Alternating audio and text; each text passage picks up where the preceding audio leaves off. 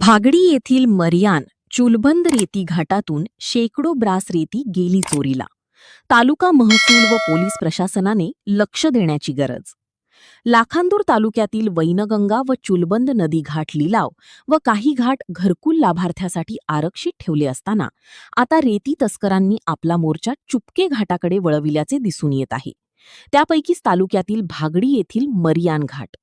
हा घाट आथली घाटाचे व भागडी चिचोली घाटाच्या मधला भाग भागडी पेठेवरून शेत शिवारात जाण्यासाठी असलेल्या पांदन रस्त्याने घाटात जाता येत आहे.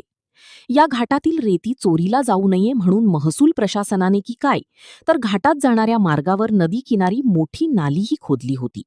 मात्र ही नाली बुजवून रेती तस्करांनी रस्ता तयार केल्याचे चित्र पाहावयास मिळत असून येथील शेकडो ब्रास रेती चोरीला गेली आहे. ग्रामस्थांकडून मिळाल्या माहितीनुसार या चुपके घाटातून रेतीची चोरटी वाहतूक रात्रदिवस जोमात सुरू आहे. घाटातून रात्री 9 नंतर ते सकाळी अंदाजे 7 वाजेपर्यंत रेती तस्करी सुरू असल्याची संबंधित गावकऱ्यांची ओरड आहे. रेतीची चोरटी वाहतूक करणारे ट्रॅक्टर एवढ्या सुसाट वेगाने व मोठा आवाज करीत पळवले जातात की जनतेची झोप मोड होण्यासह अपघाताचा धोका वाढला आहे. या घाटातील शेकडो ब्रासच्या रेती चोरीला गेल्याने शासनाचा लाखोचा महसूल बुडाला आहे.